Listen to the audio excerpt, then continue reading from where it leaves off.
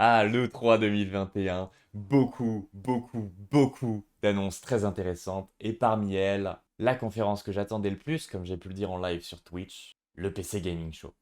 Alors dans cette conférence, pas mal de jeux qui m'ont marqué, je pense notamment à War Tales, le prochain jeu de Shiro Games, mais également à Solstice avec son univers qui m'intrigue énormément, mais surtout, à un jeu que j'attends depuis des mois, vous l'avez vu dans le titre, on va parler de Songs of Conquest.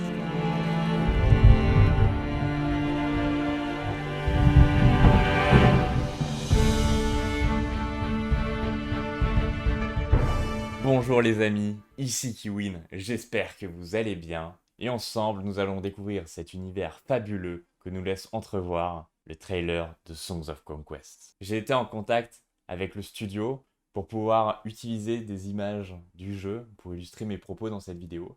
Et j'utiliserai pas mal d'extraits du trailer. Mais si vous ne l'avez pas encore vu, je vous invite à le découvrir, puis revenir ensuite sur cette vidéo. Mais avant de vous présenter Song of Conquest, il faut que je vous parle d'un autre jeu qui a marqué mon enfance et dont la licence est aujourd'hui l'une des plus connues pour le style. Je fais évidemment référence à Heroes of Might and Magic 3, pour lequel je garde une certaine nostalgie. Alors forcément, quand j'ai vu l'annonce qu'un jeu allait naître en s'inspirant peut-être de ce jeu sur lequel j'ai passé tant d'heures avec ma famille, je pouvais pas m'empêcher d'être surexcité. Mais je ne veux pas pousser plus loin la comparaison entre Heroes 3 et Songs of Conquest. Parce que même si les mécaniques peuvent être proches, même si tous les deux fonctionnent avec une base commune, Heroes 3 est sorti il y a plus de 20 ans. Et en 20 ans, l'industrie du jeu vidéo a eu le temps d'évoluer. La manière de créer un jeu n'est plus la même, tout comme la manière de le consommer. Alors ne tombez pas dans ce piège, parce qu'en plus, Songs of Conquest a énormément de potentiel et on va découvrir ça ensemble. J'ai découvert le jeu en fin d'année 2020 et dès le premier post, c'était une vidéo qui montrait l'éditeur de cartes et la possibilité de positionner des arbres dans la carte. Je suis tombé amoureux. Je trouvais la direction artistique incroyable. Et ce que j'ai pu voir au fil des mois m'a conforté dans l'idée que je voulais absolument pouvoir tester le jeu. Et aujourd'hui, je suis très heureux de pouvoir vous en parler. N'hésitez pas à suivre leur compte Twitter, ils sont très actifs et répondent très facilement aux messages. Parlons maintenant du principe du jeu. Vous incarnerez un magicien nommé un Welder dans l'univers. Et en plus de ce personnage, vous devrez développer une ville en pillant des coffres, en attaquant des ennemis à force variable, et ce, tout en explorant la carte. Vous aurez également la possibilité de prendre le contrôle de bâtiments de production tels que des scieries, des mines, etc. Et pour en revenir à la ville, celle-ci semble se construire autour d'un bâtiment principal qui évolue avec le reste de la cité. On va retrouver tout un tas de bâtiments permettant d'acheter des nouvelles unités, d'accéder à de nouvelles améliorations, des nouveaux sorts et de nouvelles technologies. Le système de combat sera celui d'un tour par tour sur grille, où il faudra probablement prendre en compte l'environnement. On retrouve par exemple différentes hauteurs sur cette grille, mais également des éléments de décor qui forceront à réfléchir sur le positionnement de ces troupes.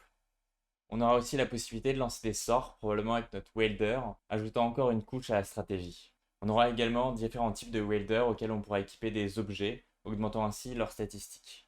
J'aimerais également m'arrêter sur un élément qui me marque, la direction artistique. Lava Potion a le sens du détail.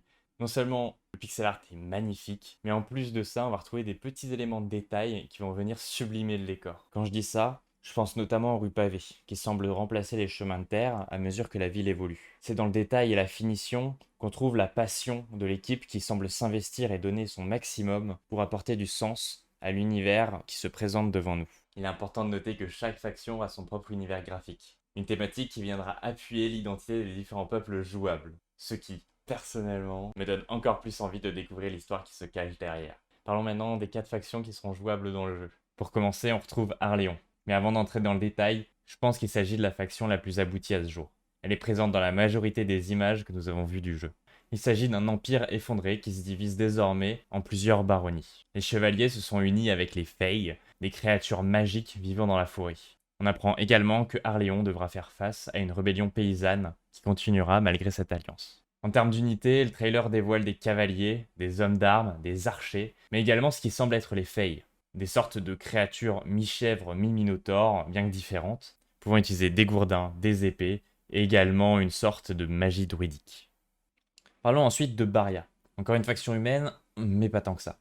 Elle semble également mélangée avec d'autres créatures, ce qui nous apprend que dans cet univers, les humains n'ont peut-être pas eu d'autre choix que de s'ouvrir à des espèces différentes. Et c'est quelque chose qui, sur le principe, je trouve très intéressant. Au niveau de son lore, on apprend que Baria s'est séparé de l'Empire, peut-être celui cité dans l'histoire d'Arléon. afin de former des États marchands. Ils se sont alliés avec les Harima, et on apprend également que pour eux, la seule loi qui compte, c'est celle des contrats. De cette manière, n'importe qui peut s'élever socialement dans leur société. Étant une faction de bricoleurs, ils ont une longueur d'avance sur toutes les autres factions en termes de technologie. Par rapport aux images qu'on peut voir du jeu, j'imagine que les Harima sont des sortes d'orques de petite taille, ou peut-être tirent-ils même leur inspiration des gobelins. Parlant des images du jeu, on ne voit pas grand-chose sur Varia, mais on peut apercevoir timidement des Amazones armées de lances, qui semblent se buffer entre elles, ou peut-être s'agit-il d'un sort, des janissaires armés de fusils, et également ce que j'imagine être un Harima, avec une sorte de cornemuse. Peut-être s'agit-il du Hellbreath, qui selon le lore apporte la terreur à tous. Et qu'en est-il de Rana? Habitant des marais et dispersés par leurs ennemis ou parfois même réduits en esclavage, cette faction s'est unie autour d'un mystérieux welder afin de se rebeller. Alors déjà, je kiffe le chara-design de cette faction. Il s'agit de grenouilles, tortues, mais également d'hommes lézards tellement stylés que je sais déjà que cette faction est faite pour moi. On retrouve comme unité une espèce de sangsue géante que j'aimerais vraiment pas croiser dans la rue, ni même dans un marais d'ailleurs. Mais également des grenouilles lanciers, des tortues géantes, des hommes lézards magiciens, bref, tout ce que je rêverais d'avoir dans un terrarium, ou peut-être pas. Et enfin, en dernière faction, on retrouve la baronnie de Lot, que je trouve très intéressante car en termes de lore, Lava Potion n'a pas fait le choix du méchant nécromant cliché qui veut gouverner le monde, mais plutôt celui d'un peuple déchu, prêt à tout pour retrouver sa splendeur d'antan, quitte même à ramener les morts à la vie. Composé de squelettes et autres monstruosités, en regardant les images du jeu, on peut voir des guerriers squelettes plus ou moins bien équipés, peut-être des améliorations d'unités, des meutes de rats, des nécromanciens, une chimère squelettique portant une tombe sur son dos, et des sortes de chevaliers fantômes ultra stylés. L'aspect des bâtiments reprenant un style gothique, le violet, le bleu, le vert, l'ambiance lugubre, tout ça donne à cette faction une forte identité et ça me plaît beaucoup. Petite information, le violet ici a tout son sens car il s'agit de la couleur liée au mystère et à la spiritualité. La couleur vient donc appuyer les informations que nous avons sur ce peuple. En bref, j'adhère totalement à l'univers de ce jeu et j'ai vraiment hâte de découvrir cet univers et son histoire. Et justement, en parlant d'histoire, parlons de la campagne. On n'a pas énormément d'informations à ce sujet, mais en tout cas, il y en a une, et ça, c'est déjà pas mal. Il semblerait qu'elle fonctionne cependant sous la forme d'un récit, chanté par des bardes qui narreront nos réussites et nos échecs. Ce qui m'intrigue, c'est la promesse d'une histoire différente entre chaque faction et chaque campagne. Ça laisse donc imaginer le potentiel de rejouabilité du jeu, et ça fait plaisir. Et parlons maintenant de la feature sur laquelle je passerai probablement le plus de temps, l'éditeur de cartes. On aura la possibilité de créer nos cartes personnalisées, y compris des campagnes entièrement scriptées par nos soins, en gérant également la bande-son et les dialogues, ce qui laisse de larges possibilités de création.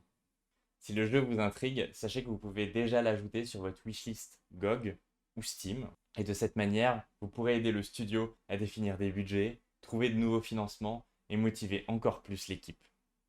Enfin, le jeu est prévu pour le premier trimestre 2022, et je n'ai qu'une hâte, découvrir les surprises qu'il nous réserve. Merci d'avoir regardé cette vidéo, n'hésitez pas à suivre l'avancée du jeu sur leurs différents réseaux sociaux, les liens sont dans la description, et le soutenir en lâchant un petit pouce bleu. Sur ce, pour plus de contenu, vous pouvez me retrouver sur ma chaîne Twitch, je suis peut-être en live actuellement, et sinon vous avez le lien des différents réseaux sociaux dans la description. Je vous fais des bisous, restez curieux et passionnés, ciao les amis.